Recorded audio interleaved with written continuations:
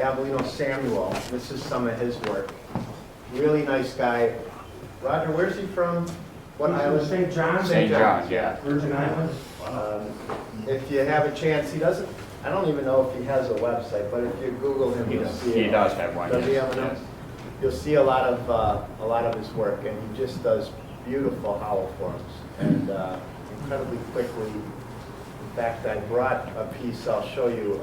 He had a little raffle of some stuff he had, and I won a hollow form that he had done. And the work off the tool is just unbelievable. It feels like it was sanded inside, and it's about 3/6.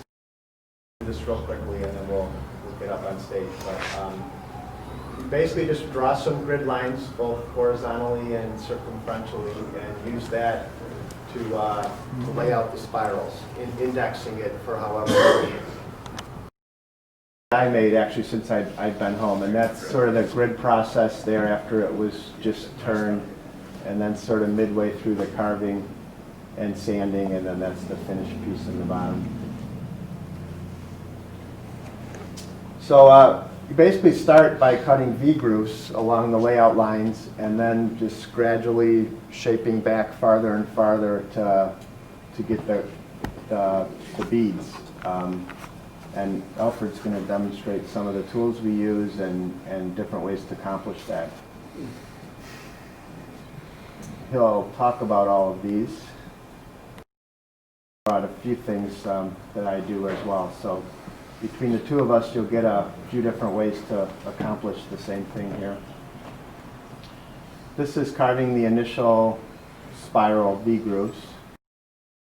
That's kind of the finished early stage with the V-groove cut out. A little louder, please. Sorry. This is just the early stage, just the V-grooves cut out on the layout lines before any real shaping. So you can make them very shallow in a thin wall, lightly turned, more of a texture almost, or you can do them really like these pieces are, where they're very heavily carved.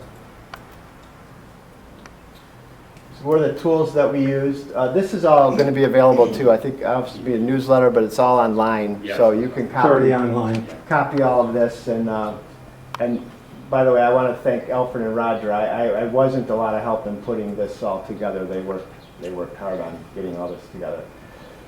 Another really interesting thing that he does, this is probably not rocket science to a lot of you, there's a collar, and then he makes his finials in two pieces. And there's some really logical reasons why that made a lot of sense to me. I'm doing them all this way as well now.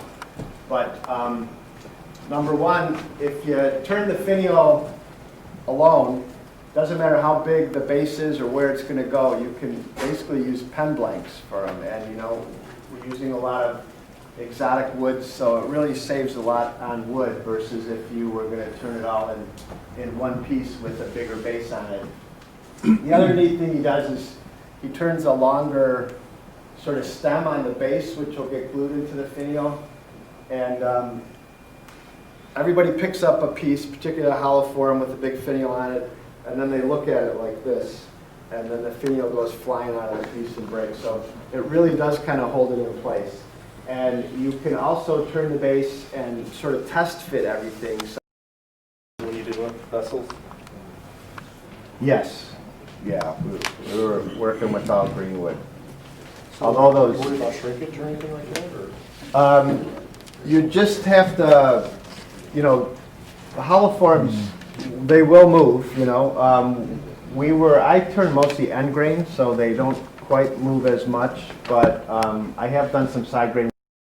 These layout lines, it's not like, making those little basket weave kind of illusion things. You can fool around with it even as you're carving, you can kind of adjust. At break time, you'll have them outside next to Victor. There's also a link on the webpage. I am a big fan, by the way, for hollow forms. They're firm enough, but they have just a little bit of give in them, so it's a little harder to crush them when you're putting them back on the lathe. Do you have one of those? So generally we were turning small tenons on these, And when I say small tenons, I mean very small. A little base on them with the same accent wood that we use for the collar and the finial. And the tenon just kind of allowed you to register that and center it. But so if you have a place, you can, it would be on a chuck, or perhaps it's half turn, you know, you're just finishing the turning. But basically, you just need to make some reference points, and it doesn't really matter where they're at. It's not gonna limit you in laying it out, but you have to set up a grid. And in my own experience making, you know, several of these now, basically the more layout lines, the better. So you want a line also where the spirals are going to terminate on both ends. So then, in terms of setting up the vertical lines, if you have the indexing head, this is really annoying. Yeah, you ought to turn that shade the If other you way. have an indexing head, you can, you know, use that and set them up. I'm doing it here, but let's see. So that's the screw hole here.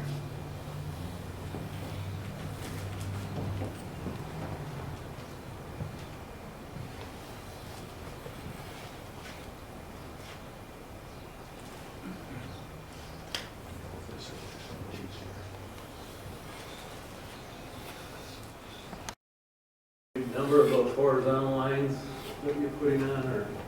These are going to be the number of the beads or spirals that you're carving. So there's no magic number, but however many you put, that's how many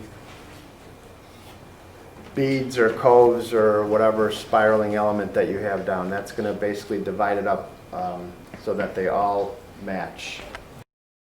Mylar I had in the shop, but actually what works really well is just the side of a plastic milk jug, you know. That's actually good material.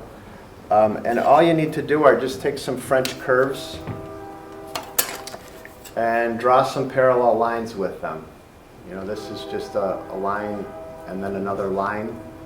And cut out some various shapes, you know, using different parts of the French curve. And you have some. Then you need to just kind of play with the curves and the shape that's pleasing to your eye. To my eye, I don't like the curves to come in at the top, sort of directly into it. I like them to kind of come off at a tangent, almost like they're terminating it into the circle on top.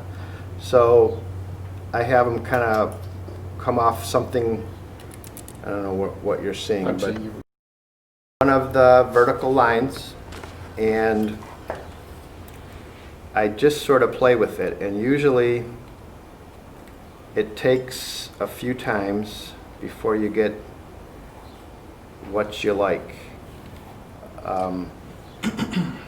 Erase it, redo it.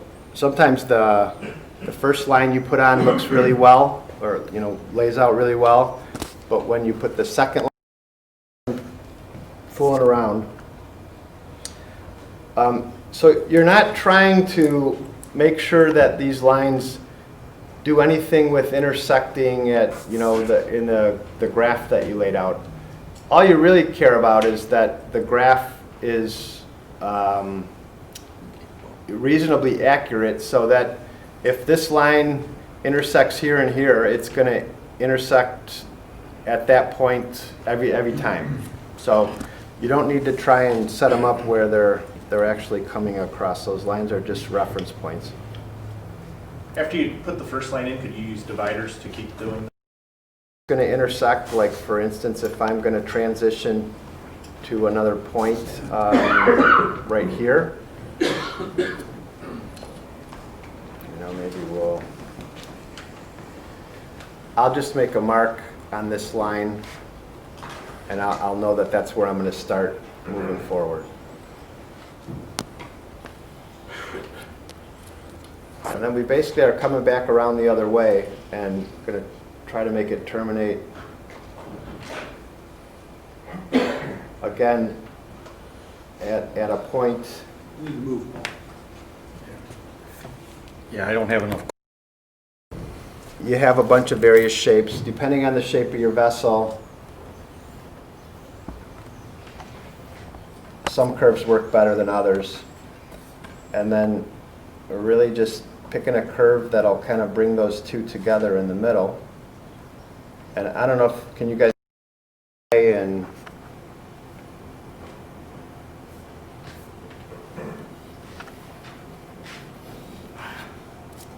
there you are. So then you would start at the next one using the same reference points, and that's where these little marks will help you. And you're trying to intersect. I'm on camera here, Paul? Yeah. You're trying to intersect where this line came across on the next one. It'll come across at the same 2 points, and vice versa as you go down. Should be at the widest part. I mean, it just will be at the widest part of, if they flow, if the curves flow nicely, it will be at the widest part of the vessel, the biggest diameter. Because obviously that's where there's the most real estate. As they come up, they'll get smaller, and as they go down, they'll get smaller. The narrower, the smaller diameter, the closer they get together. And so that does create some challenges in carving, but Alfred's going to show you how to fix all that. And that's really about it on the layout. Any questions about it? This is one that I started a while back. I haven't gotten back to it yet, but you can see the layout lines are a little more precise. And every time a line comes across any circumferential line, it comes across pretty much in the same spot across the layout lines. This one has beads and it has coals in it too. So I figured that we show how to make the bead and the coal, we kind of fitting both this and the spiral vessel, which would be like that one. So that's what I'm going to do right now. This is kind of a simulated one of that. And I just, rough line these here. And what we're going to do is we're going to do a bead here, a coal, and a coal. So we have the whole pattern going around. So, can you go back to this? Or, can you see it there? Yeah, I can see it. What we're going to do right now, we're going to lay out, we're going to cut these. So we're going to have all these grooves go through. After we do that, then we take the corners off. That we will spread from the middle out to the center to form the whole bead. And that's how it's all done. This will work better because you find out with the ones that comes in the packet, they're too shallow and usually you go underneath. So we bury it and you have problems there. So, Alfred? I'm Yes. sorry, what's too shallow? The bead. You want to go as far as the finished project is going to be, and then you start spreading out. You can go back and touch it up again, just to clean it and define that V again. But this is your deepest that you're Yes, you normally do that. And that all depends, as Jim was saying, depends on your wall thickness. So you have to figure out, if we have a piece that's 3/8 wall thickness, you can't go down with too deep because, you're going to blow through it. I actually had a catch on the inside, and I had a ridge here, and I was very close to blowing right through it. In fact, you could see daylight right through it. So you have to. One thing using these, never put your hands in the front. It's okay. So.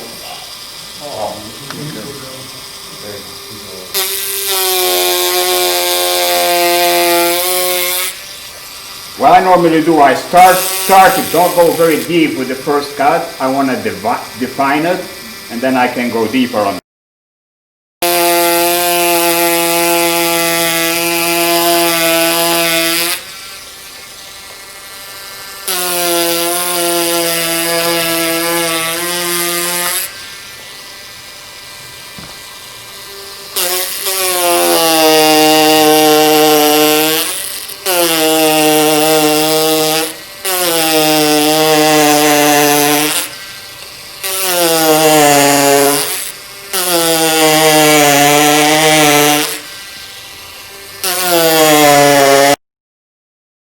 that's the deepest area. And also sometimes it depends on the grain of the wood, like in that one, which is a bit taller, you might have to rotate it and go the other way because you start splintering the wood, you're going against the grain. So.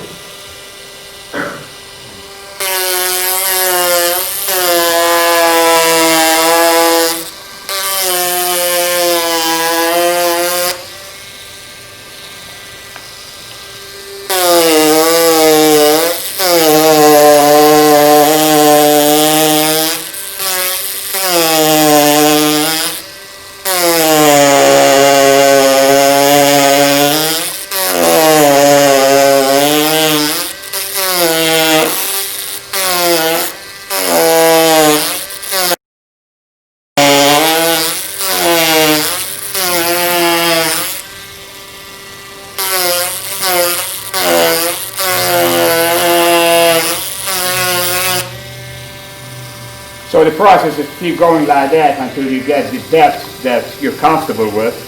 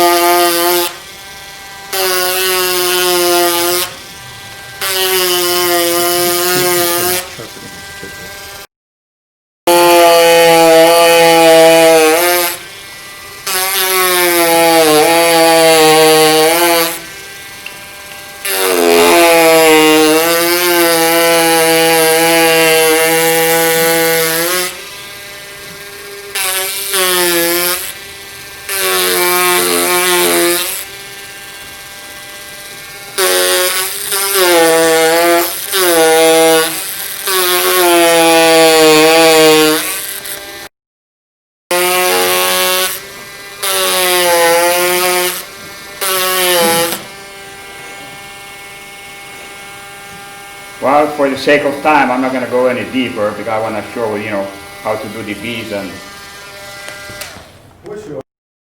you're actually pushing in. This is an okay. It's not really that good. It's not that powerful. There are some ones in the market that are really a lot more powerful. Can't buy that one anymore. No, you can't. I found this online. So this is going to be a bead, then we're going to have a cove here. I have all these, Yeah, that's true. okay? Okay. So, You'll have a blowout. yeah, I think so. Yeah. Something where you just don't even think about it, boom, it's gone. Normally put a line down in the middle here of the bead. This is going to be the bead. And that's only going to be a reference for me to stay away from there. I do not want to touch that apex of the bead because that's the last place I want to be at. It's when I'm gonna, you have this bead done and this side, and then you're just gonna put them all together. So the very top, you don't want to touch it. I know Jim does different things. He goes from the middle and he puts lines, so gets different reference points, right? Yeah, Jim, you want to talk about? After just the initial, this is fairly thin. This is after the initial V-cuts. And I do the same thing that Alfred does. I'll draw a line right down sort of the middle of them as a reference line. That's going to be my high point. But then I'll also draw some secondary lines in here. Depending on how wide these are, I might do 2 or 3. And basically, I just use those. I kind of cut them off in facets, you know, so it's, rather than trying to create a nice curve, I'll kind of keep knocking off the corners. And So you start by taking the corners off. I mean, he does it so fast, and he leaves it a bit not too tight here, so he can move the blade from one side to the other. So if I'm doing this bead on here, the edge is not digging into the other side.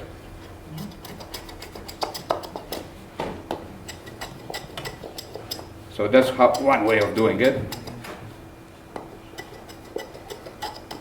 I've tried it, I think it's a bit too, it takes a bit too long. But he makes it look like it's so easy, doesn't he?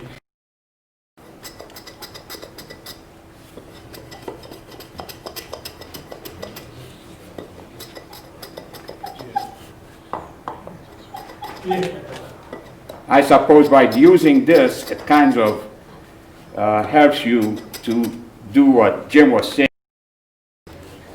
Having a sharp tool will help you a lot. So that's one way to do it. I don't know how this is going to work. What bit are you using, Alfred?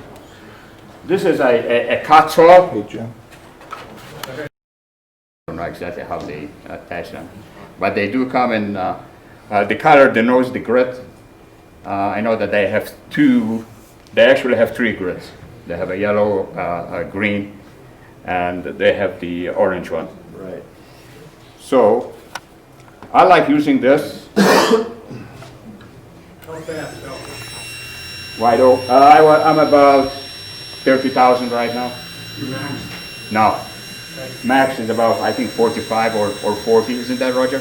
About 40 on this? 45. Yeah. So, this is going to be the... Put my thumb here, it kind of helps me.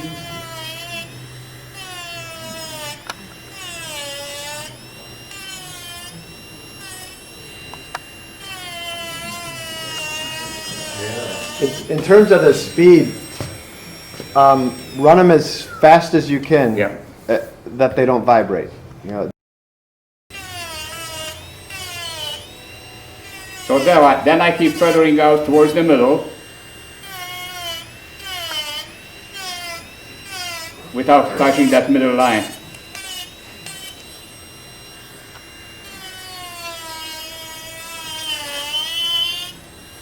And what I do is this hand is always kind of helping me instead of me. It's a two-hand operation.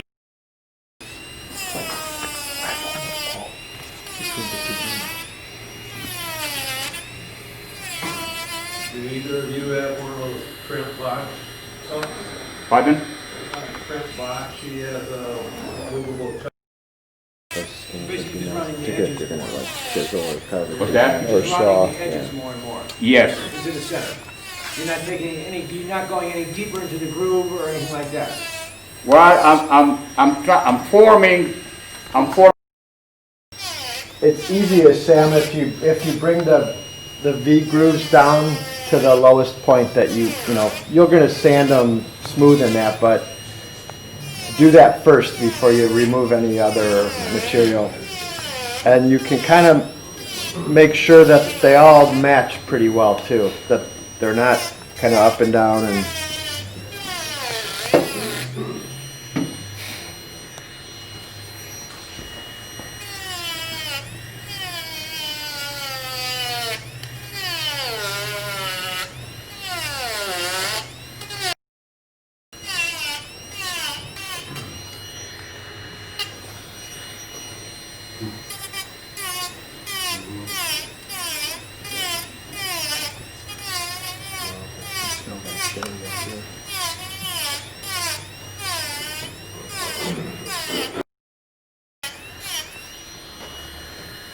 The way you can, start to see it now. It's started to form. See it? See, you can see it, just turn hold the Turn it this way, man. other, Twist. there you go. Yeah. Not quite that much. Tip it up a little bit. There you go. There we go, we got it.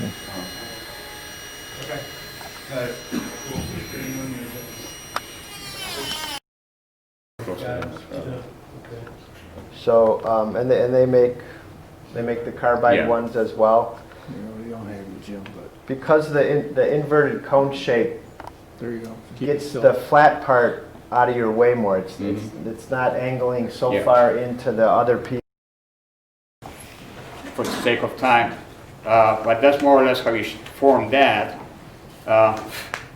We're gonna do a bead here now, and The cove. Cove. oh, a cove. Sorry. To do that, we're gonna use. So the front, if it, you know, if you push it in, it's not gonna dig in for you.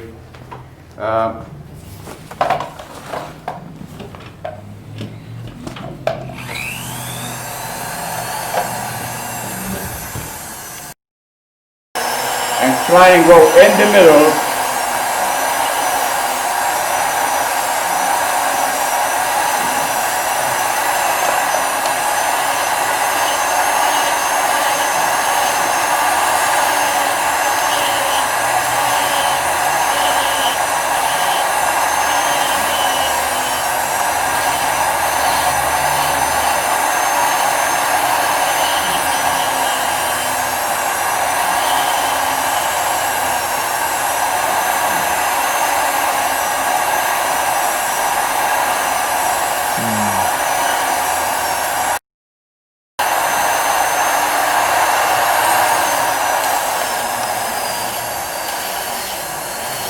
While Alfred's doing that, I'm gonna pass these around.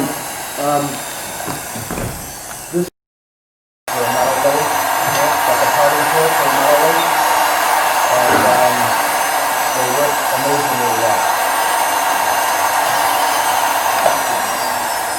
So here we have that cove there.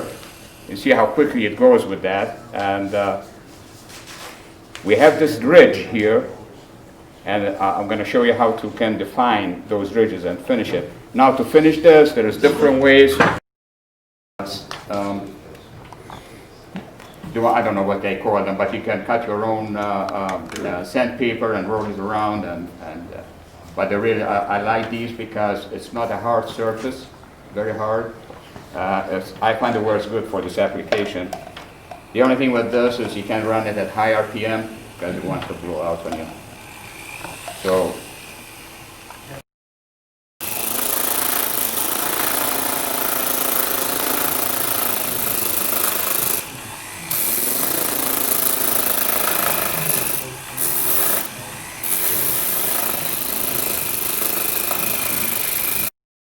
now to finish for the beads here, again, there's various ways how you can do that. You can use files. The best files would be for this would be the ones that have a safety edge. Like this one, there's no teeth on the side. So, Yep. so we're gonna go here. This side is not cutting on that. You're just defining that base there.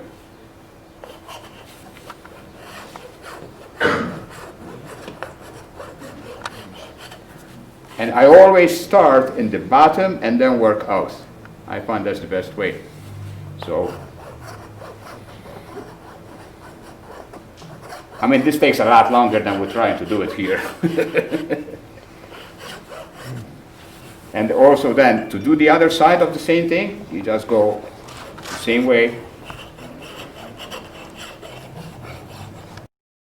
And then you can go, after you have defined here and you have a sharp edge here, how are you gonna finish that?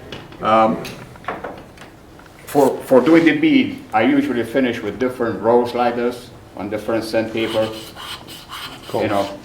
And start with the big ones at the bottom, then I have different sizes for the different, width here. So I have different grits of, and because it's hard, it's not gonna go over the bumps, it kind of takes the bumps off. And what we're really looking forward here is, if you take the bumps off, it's gonna smooth itself. We're not gonna try and shape it with this, a little bit, but not much. So you just go around, look. It's a long process, but You can do a lot with the other tools before you come to here. This is kind of that this works really good. I got a bunch of these separate. Actually, I think this is a piece of 2x4, but you can make them out of everything. Double-sided tape, cut a piece, glue it there, get different sandpaper grit, and this works excellent for the final finishing.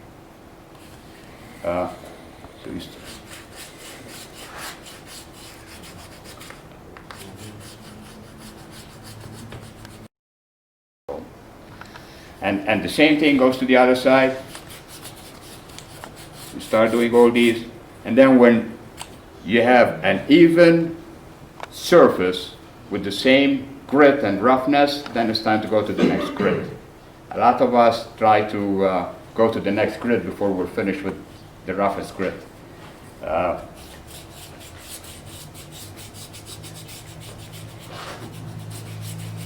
These are my favorite tool. I do Yes. most of my Yeah. shaping with, Yeah. I use that in lieu of, with stuff. You could buy it in the office supply stores. And I make them exactly as wide as that and kind of shape them around so that they're really thin and they really will get Yeah. right in those angles. Yeah, because the secret of all this is to get, the idea is to get that crisp edge here. What you want to do is when you look at it, you're just seeing one line flowing. You don't want to see any of that, and you want to see this line here going. And basically, I guess that's it. The black part. Yes, I was going to mention that, yes. What that's burnt. That's part? Burnt. It's pyrography. Okay. Greg and Matt showed us how to do it last month. That's a tip that you turn into a coil, and you attach it to your wood burner, and you just touch. What I did with this one, I went all the way down with it, and then when I started the next row, I started in the middle of it, so it's layered. So one is here and the other one is here, then the next one will be up here, so it's layered like that, up and down. And that's what gives you that effect. And I believe I used black gesso on this just to make it an even color. You're gonna see, I don't know if you can see it. Sometimes There is a reflection. The reason is because this is cherry, and what it did, it dried the oil that there is in the cherry, so the lye didn't, because that's what lye does. It activates with the oil in there, the tannic oil, and it didn't react the same. So some areas where I had the wood burning, it didn't turn it as dark. So it's food safe then. Oh. Yeah. So that's what happened with that one. Wider than the bottom, and one other thing we learned on there is that the top and the bottom spiral, if you see the top here, you don't want to see where that ends in the bottom, so it has to turn somewhere behind. Okay, that's what they suggest. So instead of being straight like that or a bit of an angle, you want it to turn so you don't see it. So you won't be able to see where it starts. You see where it starts, but you don't see the end. Rounder than I ordinarily would. It does, it's because sort of flows better you're not than- seeing the circumference, Right. the profile of it all the time. Right.